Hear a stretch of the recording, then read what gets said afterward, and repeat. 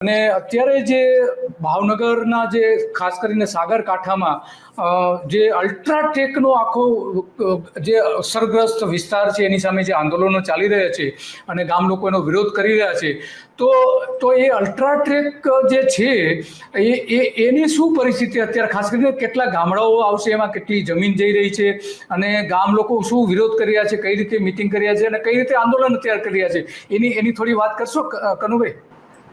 એટલે અલ્ટ્રાટેક છે એની અંદર કુલ મળીને 13 ગામ આવે છે. હા.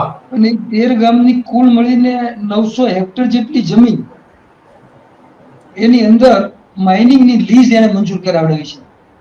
ઓકે. હવે આ જે લીઝ મંજૂર કરી, લીઝ ડીડ કર્યું છે, એમાં આપણને બહુ નવાઈ લાગે અને એવું થાય કે આટલી હદે કે એ જ જગ્યાએ હું એમએલએ હતો ત્યારથી, અને ત્યારે મારા પાડોશી વિસ્તારમાં આખો વિસ્તાર આવતો હતો